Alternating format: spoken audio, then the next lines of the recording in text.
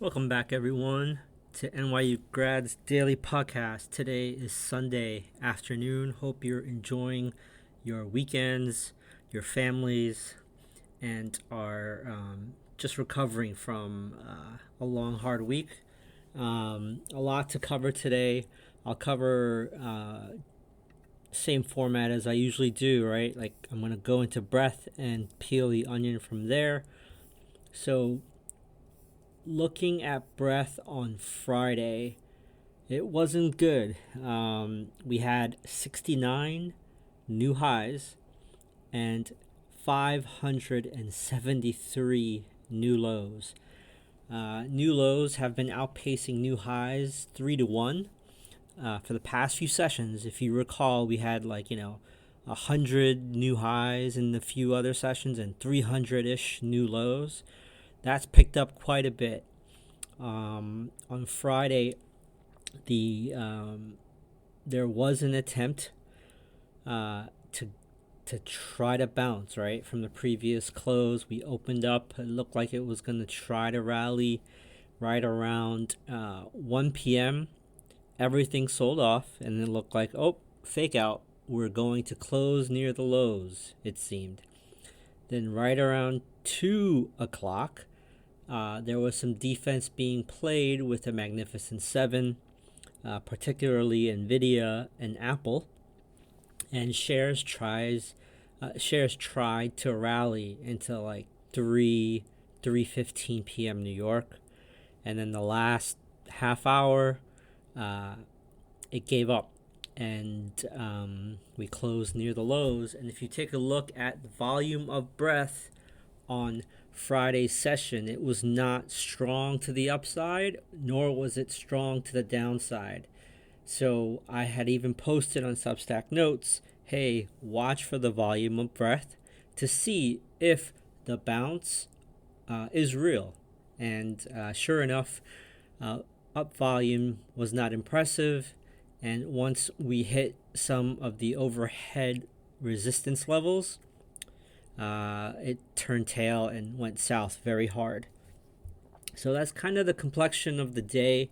We had 41% of shares advancing versus 54% declining.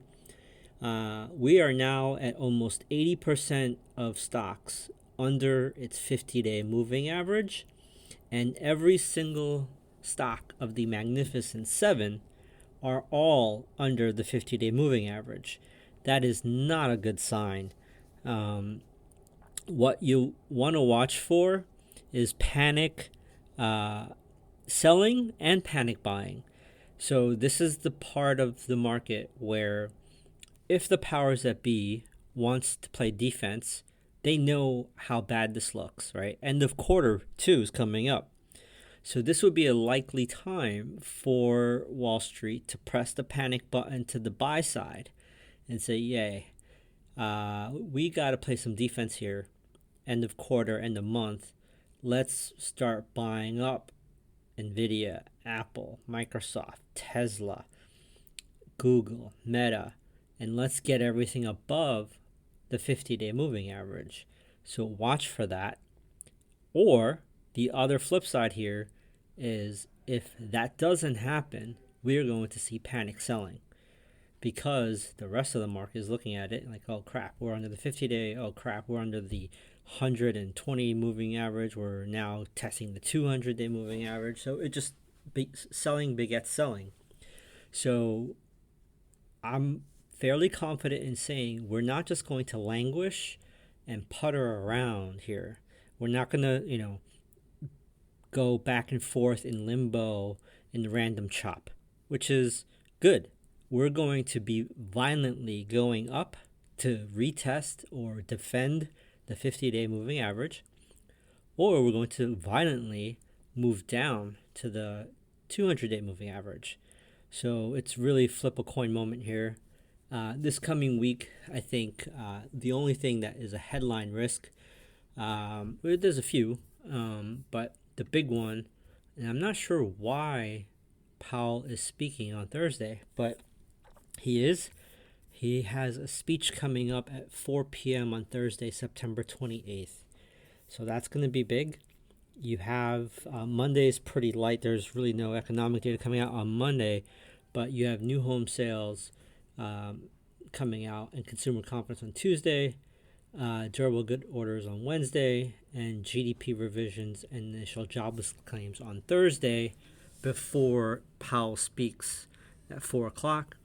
And then on Friday, you have the PCE, personal spending, and wholesale inventories on Friday. But Thursday is going to be the big tentpole event on what Jerome Powell says. He just spoke. They just told us what they're going to do with rates last week. I can't foresee him saying anything different than what he said last week, where he was, what was the hawkish pause? Was it coined term in the past few weeks, where now people are like, oh man, he's really hawkish. So it will be interesting to see if he reverses course and becomes dovish or light-handed on Thursday, but I doubt it, because if he does, then he loses all credibility. So that's what's happening this coming week. When I take a look at the past week, it was really bad. So if you look at the weekly picture, the VIX was up 30%. The Russell 2000 was down 3.8%. The Nasdaq Composite was down 3.6%. The Nasdaq 100 was down 3.3%. The S&P 500 was down 2.9%. And the Dow Industrial was down 1.9%. So very heavy selling. And that's not you and me selling here. That's institutions. I already mentioned that the Magnificent Seven, they're all under the 50-day moving average, but I want to reiterate that and how important that is, because they make up over 50% of some of the indices. Another thing that stood out on Friday, the UAW, United Autos Workers Union, they are now on their 7th day, well, 9 if you count the weekends, right, of strikes. And in the leaked notes, it said that they are prepared to strike for months, which was new information that I don't think the automakers are going to appreciate. And then on Friday, it just closed at the low. So I'll post charts with the show notes. But it was a pretty ugly week, very ugly day. What really stuck out were yields. So yields have been rising, but on Friday they were actually red. So you would think that would give some reprieve to the risk assets. But yields were down a little bit on Friday, and yet they couldn't manufacture that bounce. Not a very good sign. And you take a look at ITB or XHB or any of the new home builders, they're relatively higher than the economic data of housing starts. I'll post a layered chart of ITB and housing starts. And ITB started trading back in 2006, but it's been trading in lockstep, ITB as well as the housing starts. But ever since about 2017 to 2018, there's been a divergence where the home building index rallied much further than the housing start numbers. And now you see housing starts starting to dip. So one of these are going to correct. Either ITB is going to go south to meet housing starts, or we're going to see an explosion of housing starts. What was strong on the day, you had crude oil and a few other things, but not much. And then on the weak side, there are a lot of individual names, right? You have AFRM Holdings down 5%, Coin down 4.6%, AI down 4.4%, Tesla down 4.2%, DraftKings down 3.3%, Roku down 3.2%. I can go on for another half hour. So it was a pretty ugly session.